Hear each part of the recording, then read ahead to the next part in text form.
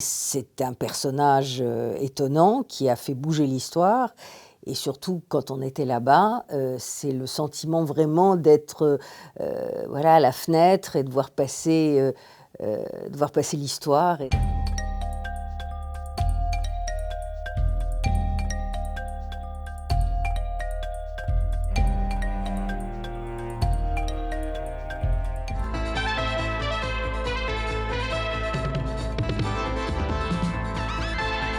Que dit le château et lui, comment réagit-il? Eh bien, nous allons savoir tout cela dans l'heure qui vient. Monsieur le Président, bonsoir et merci de venir à 7 sur 7 pour votre première longue émission de télévision depuis 7 mois. C'était un moment très sensible où il y avait justement ces affaires qui le touchaient via son meilleur ami, Patrice Pelat, et donc ça l'a beaucoup agacé que j'insiste autant.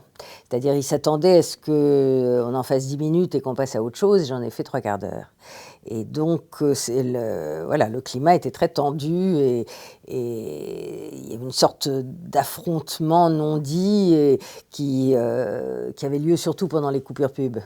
Alors, le délit d'amitié pour les Français n'existe pas. À 62%, ils ont répondu que ça n'existait pas. Qu'est-ce qui ira me reprocher d'avoir connu un garçon courageux Certes. et digne d'affection? Que fais-je d'autre? Me voit-on dans des salons? Me voit-on dans des réunions mondaines? Me voit-on sortir dans des milieux qui ne seraient pas dignes d'être vus par le président de la République? Eh bien, je lui ai répondu, Monsieur le Président, je fais mon métier. Et ça vous servira d'ailleurs que je fasse mon métier. Et d'ailleurs, ça l'a servi. Parce que comme il a été, comme généralement les gens, quand ils sont un peu provoqués, sont généralement un peu meilleurs. Et donc, il a été très brillant. Et il a fait une entourloupe générale très astucieuse. Et donc, pour lui, ça a été un exercice réussi. Mais il pensait que j'insistais lourdement là où ça faisait mal. Ce que je faisais d'ailleurs. Moi aussi, j'ai envie de vous la poser ce soir, tout de suite, d'entrée de jeu. Jacques Delors, êtes-vous, oui ou non, candidat à l'élection présidentielle? Parlons d'abord du fond et je vous répondrai ensuite. Je veux simplement ajouter que la pression médiatique n'est pas de mon fait. Il m'avait dit, je vous le dirai en arrivant au maquillage. Et donc, il est arrivé à 7h moins 10, et il m'a dit ça à ce moment-là, puisque l'émission commençait à 19h. Il avait fait sortir tout le monde de la salle, et il me l'a dit à moi. Et je me suis dit, oh là là, comment est-ce qu'on va faire cette émission? Parce que moi, j'étais sûre qu'il allait se présenter. Donc, Jacques Delors, je vous repose ma question du début de l'émission. Est-ce que vous êtes, oui ou non, candidat à l'élection présidentielle? Yann Cinquer, par exception, je vais lire.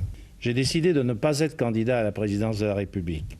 Ce n'est pas une décision qui fut facile à prendre. Je voudrais donc l'expliquer le plus simplement possible. Et donc, c'était très surprenant et ça me montrait bien le débat qu'il avait à l'intérieur de lui-même, où tout le poussait à y aller. En plus, il donne une excuse bidon, parce qu'il dit je n'aurai pas les moyens. C'est ne pas avoir compris la Ve République et la force qu'a une législative derrière une présidentielle. Heureusement pour Macron qu'il ne s'est pas dit la même chose, parce que sinon, il n'y aurait jamais été.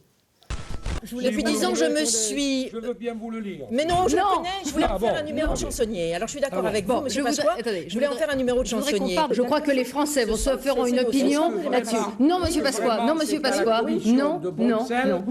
Donc là, Simone Veil portait toute seule le oui à l'Europe. Elle le portait très bien. Et donc Pasqua et Chevènement étaient là pour dire pourquoi ils se méfiaient de l'Europe, pourquoi ils voteraient contre Maastricht, ou pourquoi, en tout cas, l'Europe était pour eux un danger pour la souveraineté nationale. Et ce que j'ai trouvé de très fort, et là aussi, rappel du passé, le passé qui demeure, c'est quand Simone Veil dit oui, pour le traité de Maastricht, c'est pas tellement le oui qui est important.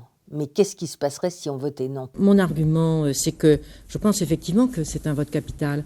Mais c'est un vote capital par le non, par le sens qu'aurait le non. Ce n'est pas tellement ce que donne le oui. Alors moi, je pense à il y a 48 ans.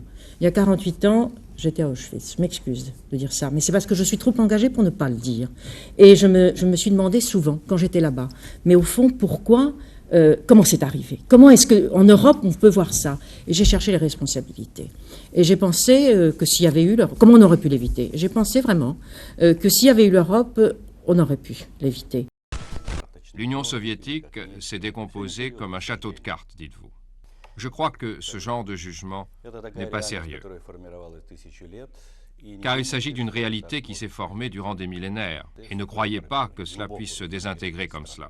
Quand j'arrive avec l'équipe de télé, le planton qui est là, en bas, nous dit, ce qui prouvait déjà qu'il y avait comme une certaine évolution dans l'Union soviétique, il nous dit « Pourquoi vous venez interviewer Gorbatchev ?»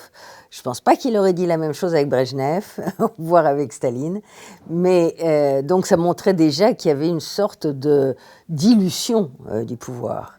Et ensuite, on nous emmène dans des couloirs immenses, des couloirs interminables, où j'avais en effet l'impression que Lénine allait passer la tête par la porte, ou qu'il y avait un tsar qui allait débouler, enfin, et désert, complètement désert. Et on arrive dans le bureau de Gorbatchev, qui lui était, il semblait frais et dispo, comme... au fond, c'était un joueur de poker formidable.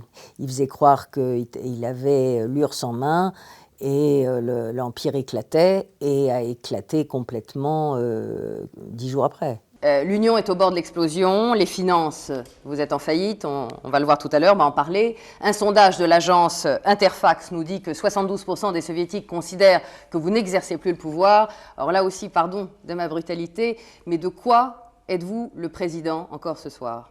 Face à un pouvoir complètement en dilution, je voulais lui demander, mais si j'avais été plus brutal encore, je lui aurais dit, est-ce que vous êtes propriétaire de la moquette de votre bureau? D'ailleurs, il ne contrôlait plus rien, mais il donnait le change. Il a dit, le nucléaire, c'est moi, l'État, c'est moi. Et c'est un personnage étonnant qui a fait bouger l'histoire. Et surtout, quand on était là-bas, c'est le sentiment vraiment d'être voilà, à la fenêtre et de voir passer l'histoire. Et ça donne un sentiment tout à fait enivrant, même si le moment est assez dramatique. Parce que quand on est revenu en France, on a laissé derrière un pays en catalepsie.